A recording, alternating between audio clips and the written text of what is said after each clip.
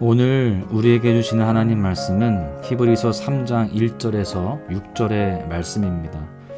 그러므로 함께 하늘의 부르심을 받은 거룩한 형제들아, 우리가 믿는 도리의 사도이시며 대제사장이신 예수를 깊이 생각하라. 그는 자기를 세우신 이에게 신실하시기를 모세가 하나님의 온 집에서 한 것과 같이 하셨으니, 그는 모세보다 더욱 영광을 받을 만한 것이 마치 집 지은 자가 그 집보다 더욱 존귀함 같으니라. 집마다 지은 이가 있으니 만물을 지으신 이는 하나님이시라. 또한 모세는 장래에 말할 것을 증언하기 위하여 하나님의 온 집에서 종으로서 신실하였고, 그리스도는 하나님의 집을 맡은 아들로서 그와 같이 하셨으니, 우리가 소망의 확신과 자랑을 끝까지 굳게 잡고 있으면 우리는 그의 집이라. 아멘.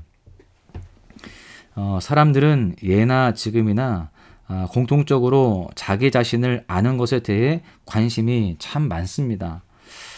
근래 코로나가 유행하던 시기에 사람들이 고립되어서 혼자 있는 시간을 갖다 보니까 스스로의 정체성에 대한 질문을 더 많이 던지게 되었다라고 합니다.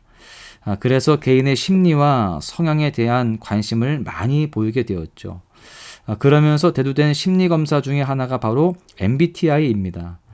MBTI는 정신분석학자 칼 융의 심리 유형론을 토대로 만들어진 자기 보고형 성격 유형 검사입니다. 나 스스로 어떤 성격을 가지고 있는지 알기 위해서 사람들은 한동안 이 MBTI에 열광했고요. 심지어 회사 입사 시에도 MBTI를 기재하는 란이 생기기까지 했습니다. 물론 흥미롭기는 하지만 많은 학자들이 말하듯이 검사는 검사일 뿐 이런 테스트가 자신의 정체성을 다 설명해 줄 수는 없다는 것입니다. 어찌되었든 사람들은 갖가지 모양으로 자신을 알기 위해서 다양한 방법들을 시도합니다. 누군가는 일기를 쓰고 누군가는 명상을 하기도 합니다. 그러나 자기 자신이 누구인지 스스로 완전히 파악하기는 쉽지 않은 일처럼 보입니다. 그런데 놀랍게도요, 우리는 애써 스스로 알려고 해도 알 수 없던 나 자신을 내가 아닌 타인을 통해서 알게 되기도 합니다. 때로는 가까운 친구와의 대화를 통해서 내가 어떤 사람인지 알아가고, 또 어떤 날에는 누군가의 따끔한 말 한마디를 통해서 나의 모습을 진단하기도 합니다. 생각지도 못했던 누군가의 지나가는 말에 나다움을 경험하기도 하고, 얼떨결에 타인을 위해 헌신하게 될 때 이전에 발견하지 못했던 나의 또 다른 면들을 보게 되기도 합니다. 이처럼 우리는 타인을 통해서도 나를 알아갑니다. 그러나 그마저도 내가 누구인지를 온전히 소개해 주지는 못합니다. 그렇다면 우리는 과연 어떻게 나 자신을 바로 알 수 있을까요? 진정 나를 알아가기 위해서는 우리가 반드시 깊이 이해하고 알아야 하는 분이 있습니다. 그분은 바로 오늘 말씀이 소개하는 바 예수 그리스도이십니다. 말씀을 따라 우리가 주목해야 하는 그리스도는 어떤 분이신지, 그리고 그 안에서 발견된 나는 누구인지를 알게 되는 은혜가 있기를 간절히 소망합니다. 말씀의 흐름을 따라서 함께 생각해 보길 원하는데요. 과연 그리스도 예수님은 누구이실까요? 성경은 예수님을 지배의 주인이라고 소개합니다. 유대인들에게 있어서 모세의 영향력은 지배적입니다.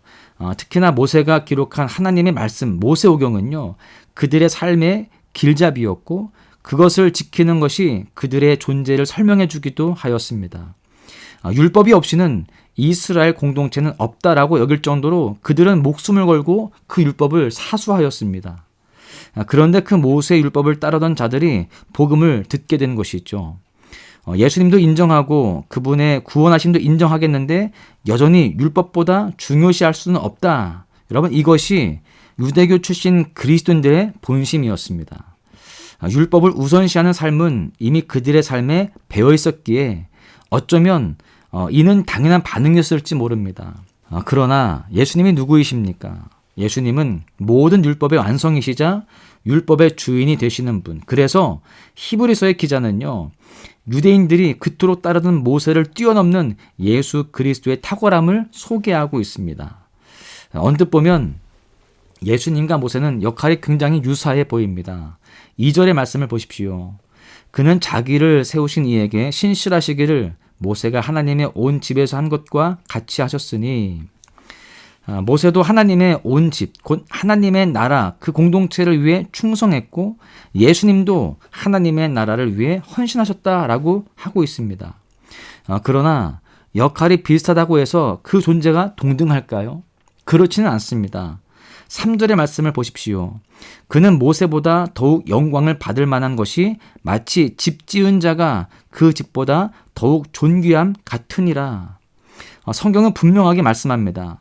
모세가 하나님의 온 집에 충성된 자였다면 예수님은 집을 지은 자, 집의 주인이심을 말씀하고 있습니다.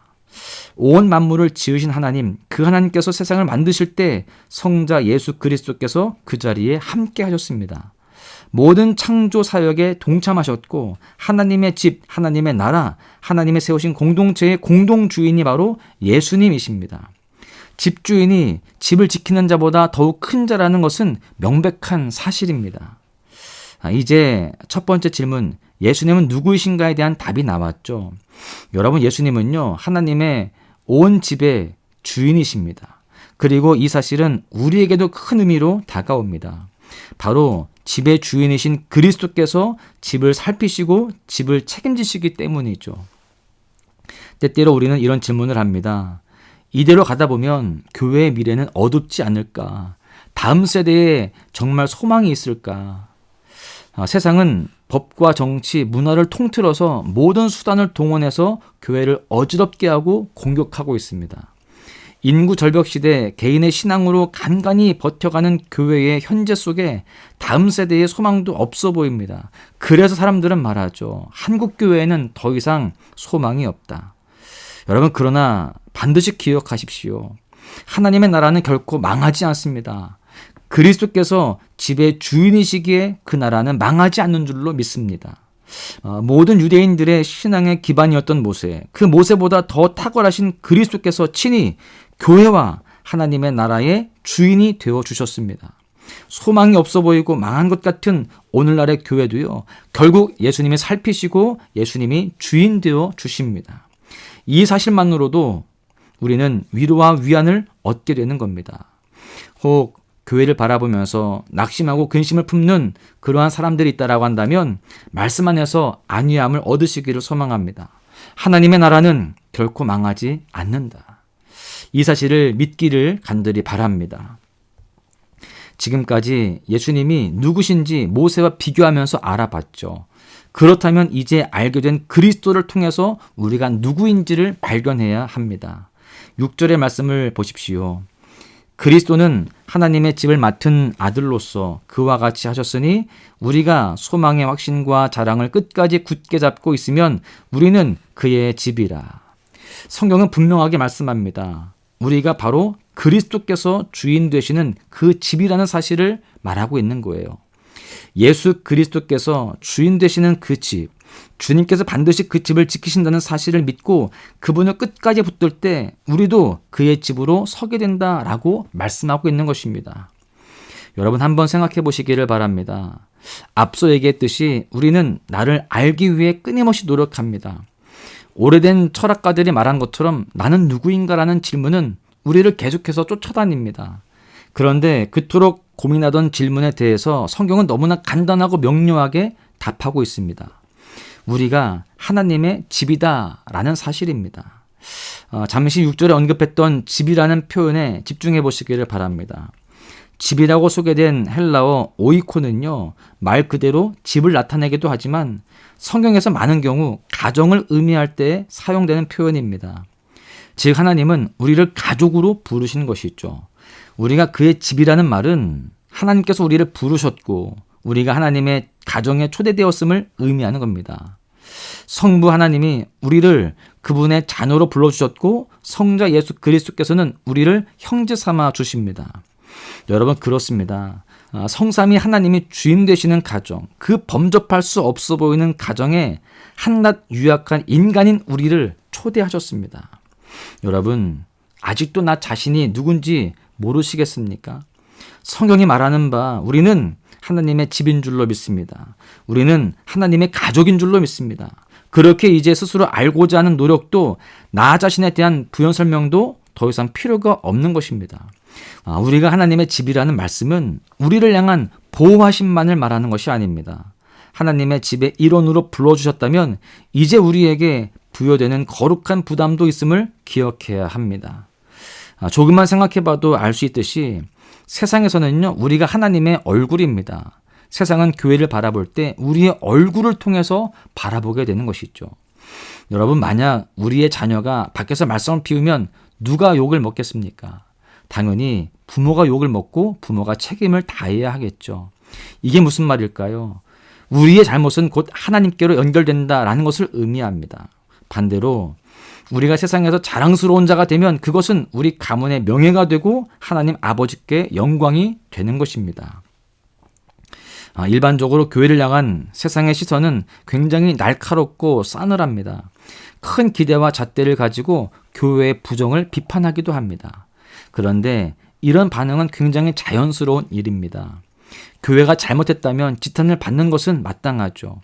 그런데 재미있는 것은 교회인 우리가 스스로 교회를 욕할 때가 많다는 것이죠. 우리도 모르는 사이에 사랑하고 아끼기에도 바쁜 교회를 비난하고 헐뜯을 때가 종종 있습니다. 여러분, 우리가 한국교회의 현실을 비판하고 비난하기 이전에 기억해야 할 것은 내가 한국교회다라는 사실입니다. 하나님의 집, 주님의 몸된 교회로 살아가는 우리는 반드시 기억해야 돼요. 우리가 바로 교회다. 그렇기에 교회를 욕하는 것은 곧 내 얼굴에 침을 뱉는 것과 같은 것입니다. 혹 교회의 부정과 부끄러운 모습들이 속속 드러난다면 낙심하고 교회를 떠나는 것이 아니라 우리는 세상에 말할 수 있어야 됩니다. 그리스도의 몸된 교회로서 다 제 잘못입니다. 여러분, 이처럼 하나님의 집에 초대된 자로서 같이 아프고 지탄도 함께 받고 교회를 품고 담을 수 있는 넉넉함이 우리 안에 있어야 되는 것입니다. 그럴 때에 우리는 내가 교회로서 그 사명을 감당해내고 주님의 뜻을 이루어가는 그러한 삶이 될 줄로 믿습니다. 말씀을 정리합니다. 그리스도께서는 하나님의 집, 곧 교회의 주인 되시는 분이십니다. 그리고 그 예수님께서 우리를 하나님의 집의 일원으로, 가족으로 초대해 주셨습니다. 내가 누구인가에 대한 끝없는 질문 끝에 발견하게 되어지는 사실은 내가 바로 교회다, 우리가 바로 교회다라는 것이죠. 여러분, 우리가 바로 하나님의 집입니다. 이 사실을 기억하면서 나를 부르신 그리스도 안에서 평안을 누리시기를 소망합니다. 또한 주님의 몸된 교회를 더욱 사랑하고 섬기며 품을 줄 아는 성숙한 성도로서의 삶을 살아가시기를 또한 간절히 축복합니다.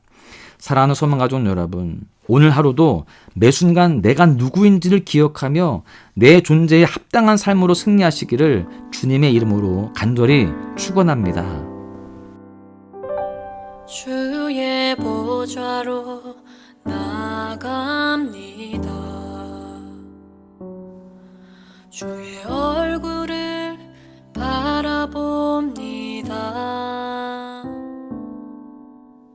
두 손을 들고 겸비함으로 하나 되어 주께 나갑니다. 주의 은혜에 목마릅니다. 주의 음성을 사모합니다. 두려워 말라, 평안하라, 강건하라, 강건하라.